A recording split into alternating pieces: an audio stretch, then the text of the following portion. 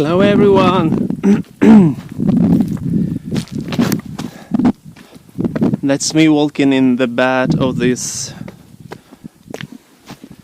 stream. Last year we had an enormous flood, so all the space was worked out by a massive water that came from the sky, obviously. And it turns out that I love to walk in these bed streams. In these streams, beds of stream. And this is one of my favorite color combinations right now. This very pale yellow, but when it's sunny it actually looks like a bright yellow, like one of those colors. And this gray. So this pale yellow with this metal gun yellow. I love this combination, but maybe it's just a dark gray color.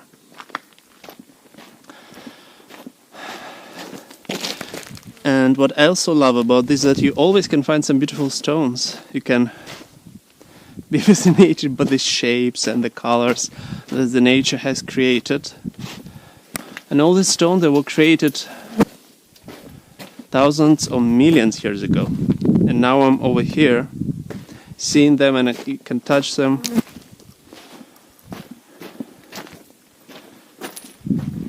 I really love these areas. Incredible. And these, actually, all these things, they're full of information. They're stamps of history. They're pictures of the past that are reflected in the present.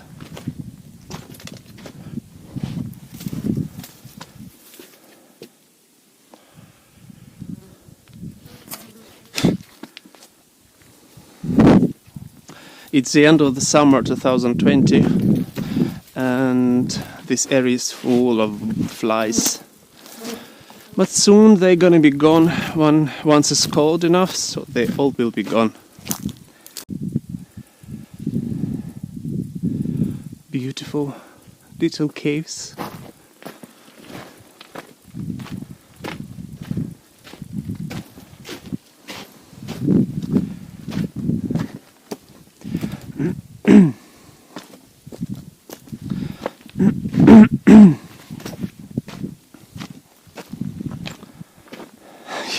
Yesterday I came here more or less at the same time. Now it's 7:15 p.m.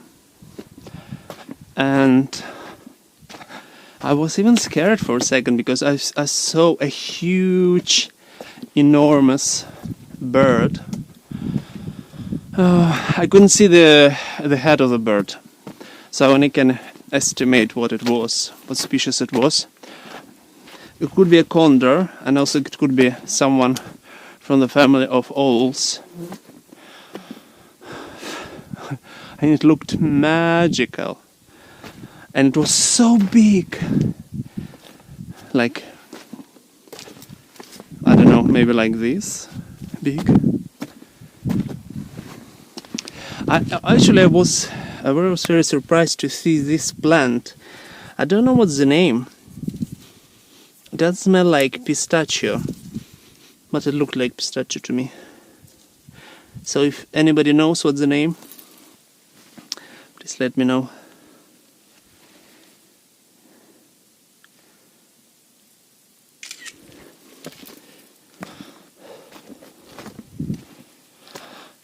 Oh,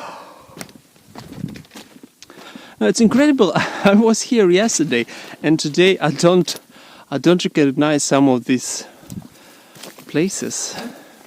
Look at this beautiful white stone.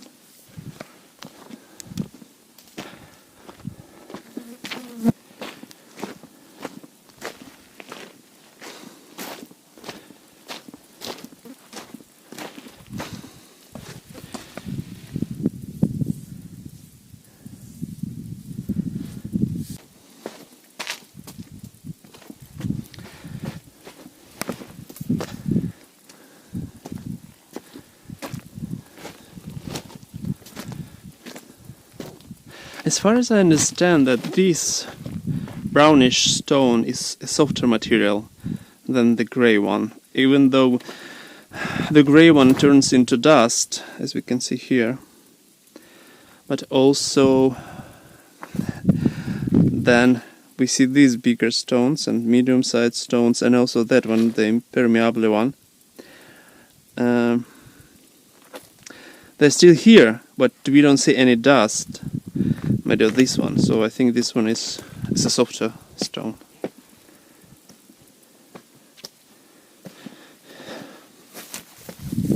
This is another beautiful thing about this area, is this one, this plant. It's thyme. Oh my god, it's so delicious. I'm just touching it and then I'm smelling my own hands. So nice. Incredible perfume.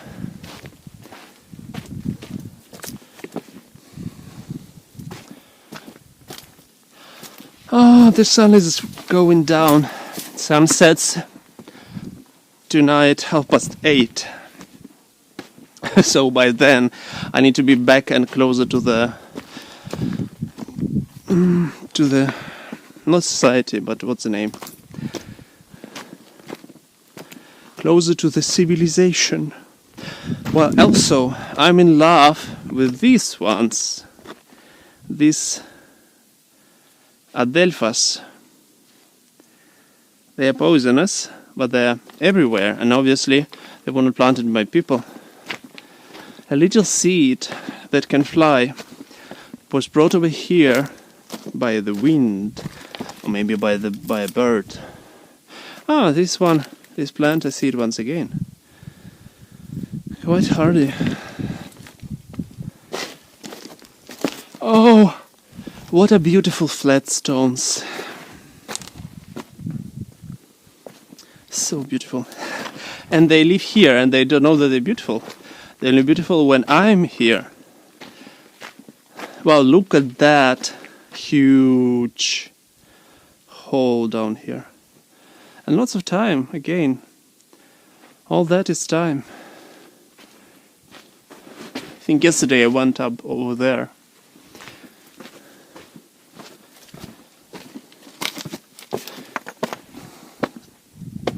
This type of stones, I was calling it a platter for sushi. There are some bigger ones and they're very thin, even thinner than this one. And if it's big enough you can put some sushi, because I think it's quite Japanese on one side, but on another side I used to see something similar in Japanese restaurants, like they use a piece of stone to serve you the sushi, the sashimi, and all that raw fish that we all love. And that one is the actual cave where I saw that huge, big, beautiful bird. But at the second when I looked up, it went over there. I don't know where it did disappear. Maybe if I would climb into that cave, I could see the feathers of the bird. But in this life we never have time for things that matter. Look at this beautiful wood. You see it in shops that sell natural decoration. You can put a macrame, or it could be a frame for a picture. It can be hanging down over here. I'm gonna leave it here. Wow. At the same time, it's a quite dangerous cave because you see all the cracks. I hope today is not the day when it's all gonna go down. Seriously. Oof. Quite hot. It's not the end of the summer, it's already the beginning of September today. Why am I speaking about summer? Anyway, but it's quite hot still. And cause now I'm moving, I'm burning my fat, so that fat turns into the heat of my body. Wow! Wow! So beautiful. Oh, there is another bird. What's that one? It's a small one, but it's a beautiful one.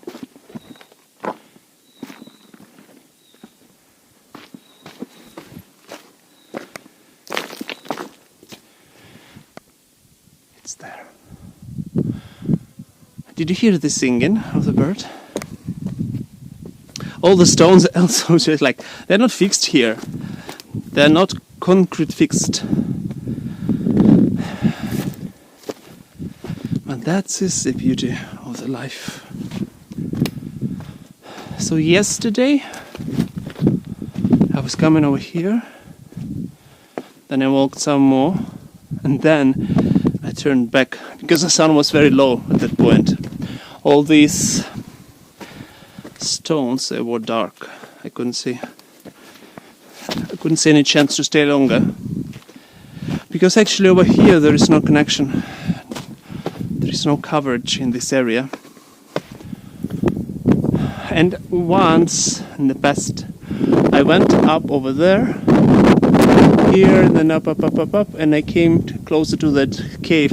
I was thinking that it's a big cave because you can see it from the motorway. Well, it turns out it's not a cave, but there's a bottom in that cave. Another thick bird. Shit, I shall know the name in English.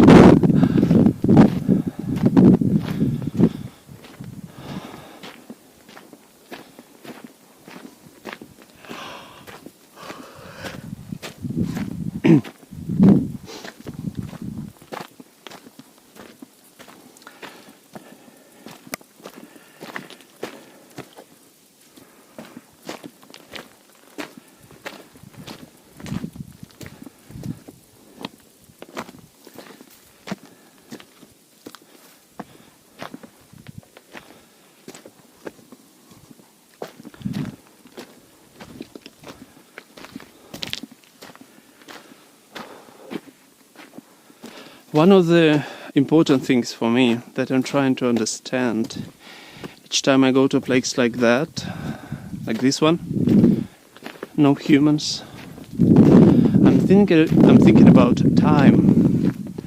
I'm thinking about the place of the humanity, the place of these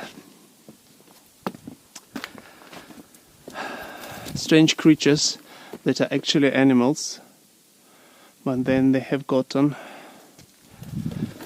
some mutations that worked, some mutations in their brain, in their body structure. I hope I'm not gonna see any snake. Not today, not any other day.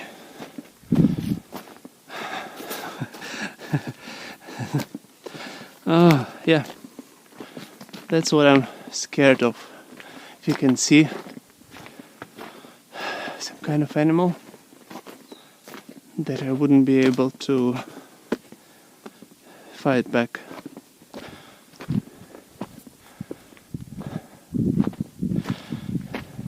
I hope you can see this almond tree. It must be older than 100 years, I think, because here it's not really raining, this area, and this tree is completely worn out by the sun and the wind and the rare rains.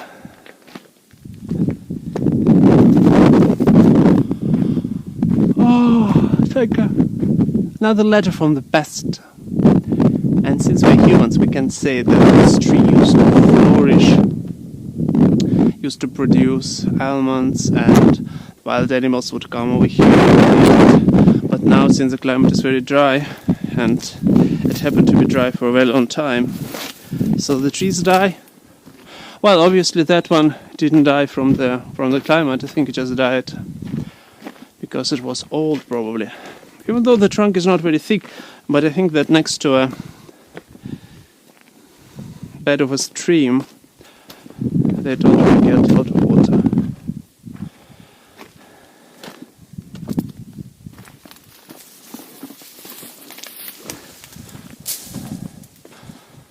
last rays of light illuminating these beautiful spaces. Oh, wow. I mean, look at that cave over there. Can you hear the wind?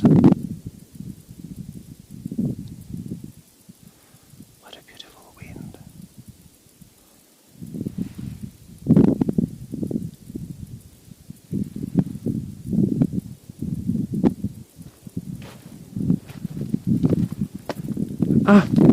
The name of that plant is oleander in English, adelpha in Spanish. Yesterday I was scared about those little caves over there. So funny, because snakes can live there.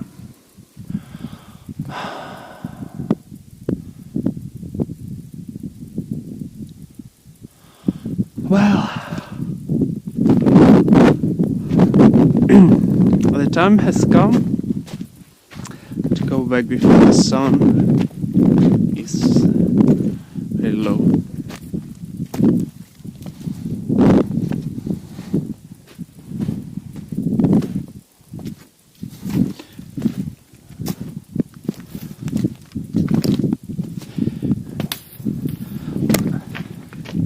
Another thing that I've noticed is that the way back is never the same. It's like it's never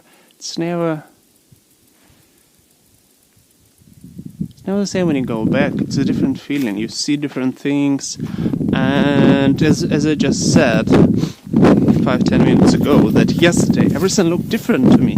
I remember all these points, like the scary caves, not because I remember them, because it was very emotional and my brain captured that very vividly. But the rest of the things, the light has changed, and all those things, they look different. They look different.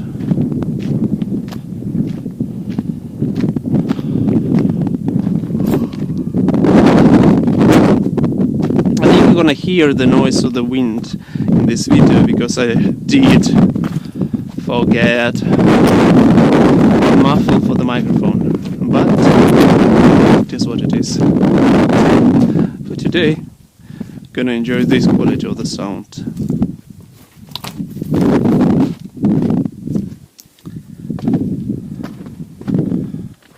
Oh, that cave, like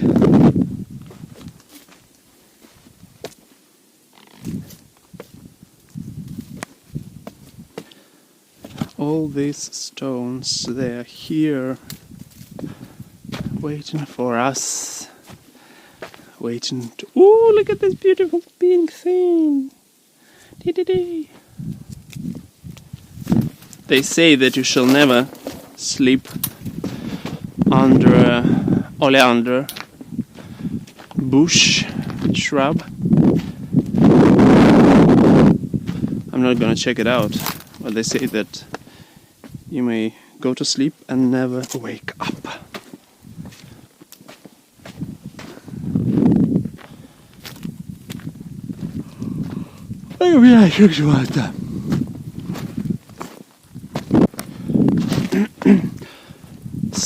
Summertime,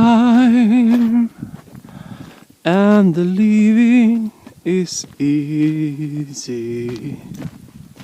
Fish are jumping, and the cotton is high.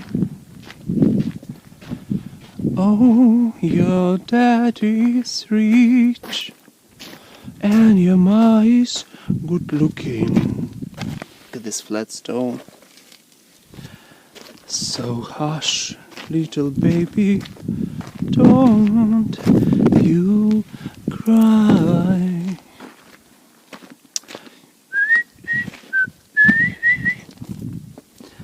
I think I shall not make noise, because I might disturb a bird.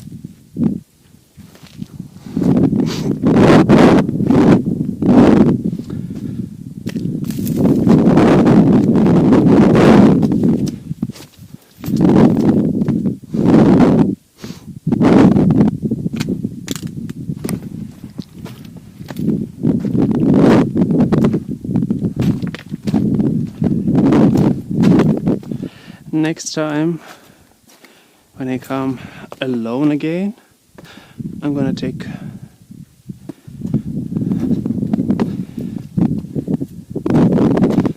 the other side of this stream.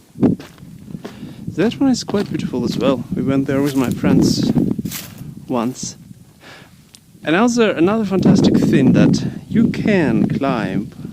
You can climb over there, but I don't find it convenient to go down over there. So I'm just taking this side.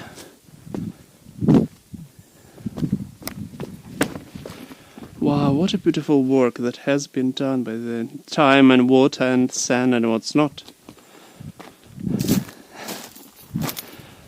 The laws of physics, the laws of time.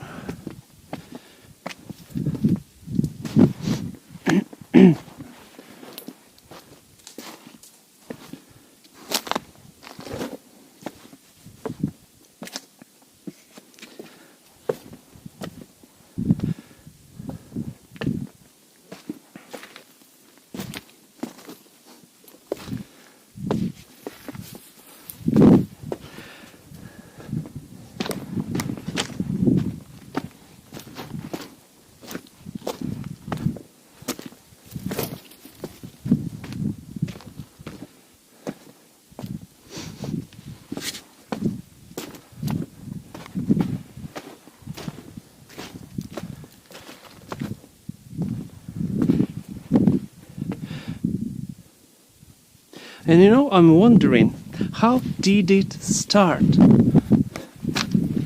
When did this area begin to turn into this concave thing? Because I suppose it used to be flat? What wasn't? Maybe there was a little crack, and then after one rain came another rain and started to move little sand, and that little sand moved little pebbles. Those pebbles moved bigger stones, and then the erosion started to work seriously. Look at this beautiful stone. Oh my god, why it's so square shaped? Why it's so perfect? But again, if I'm not here, nobody sees that stone, and nobody thinks that it's square-shaped and perfect. All these philosophical questions. Oh! You see, that's what I'm afraid of. But when it happens, I don't expect that, and I don't even feel afraid. I just carry on walking. Let me check the camera position now.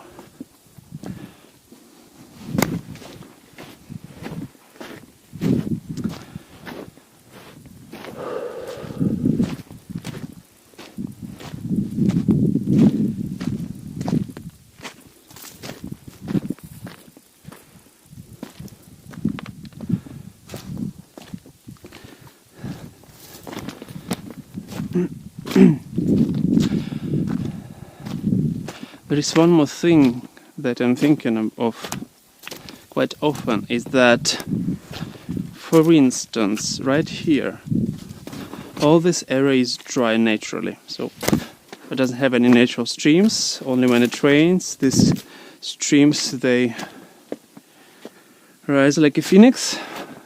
There's lots of water. All this water makes erosion and disruption, but then it's gone again.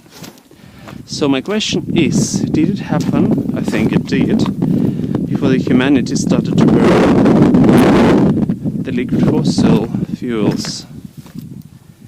So, if this happened without humans, what can we do about that?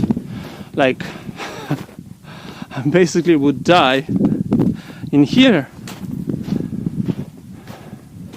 Just me by myself, I wouldn't be able to change anything here.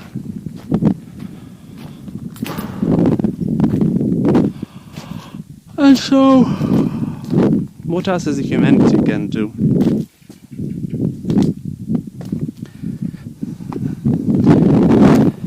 on my YouTube channel you can see that I used to publish videos about permaculture, and depending on the area it can be very tedious. And for instance, over here on these hills, these rocky hills, if I plant a tree, then I plant something else, and I try to irrigate it, and I try to keep the soil moist. I use some mulching, so all the organic humus would stay. Humus would stay in the place. It wouldn't be taken down by the water, by the wind. It wouldn't be taken out. Okay, then let's imagine I start next to this olive tree. That is a completely wild tree. All the foliage, when it falls down, like for instance from this dry branch, it falls down, and then it doesn't turn into humus because the soil is very dry. So me as a human, since I can change the nature a bit or a lot, I bring some water. I can bring something that would generate water, would condensate it from the air, and I would put it into the soil, so the bacteria would be able to degrade the biomass of the foliage. So, but it's only one tree, and it's not a very stable system. Me as a controlling agent, I would need to come again, probably even more often than every 6 months, to check on that tree and to check on the soil. So the system wouldn't be very stable. So my next thought is that